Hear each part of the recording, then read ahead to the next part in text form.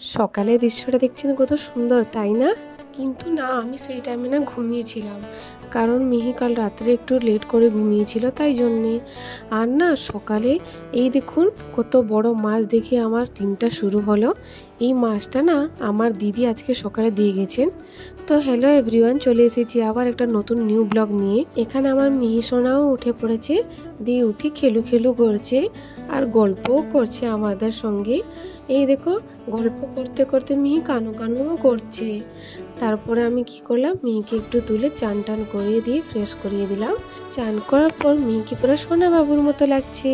এই যে আমি বাবুকে রেডিও করে দিয়েছি।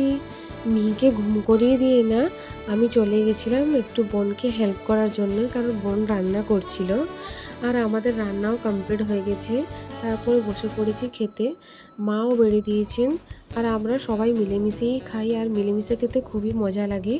এখানে আমরা গল্পও করছিলাম খেতে খেতে। এখানে মিহি সন্ধ্যাবেলা উঠে পড়ে খেলু খেলু করছে আর আমি চলে গেলাম আমার জন্য একটু জিঞ্জার টি বানানোর জন্যে।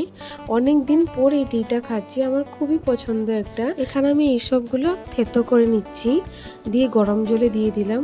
তারপরে আমি এগুলোকে ফুটিয়ে নিয়ে চা পাতি দিয়ে দিলাম। এবার এটাকে ছেঁকে নিচ্ছি। এই চাটা না খেতে খুবই দারুণ লাগে আর প্রেগনেন্সি টাইমে না আমি এই চাটা খুবই এনজয় করে খেতাম। আমার খুবই পছন্দ এই চাটা। আর এটা না খুবই সুন্দর জিনিস, এটা ডাইজেস্ট করার জন্য।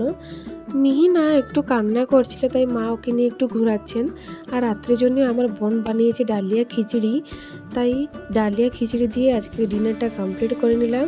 এখন না 10:30 বাজতে 5 মিনিট বাকি আছে।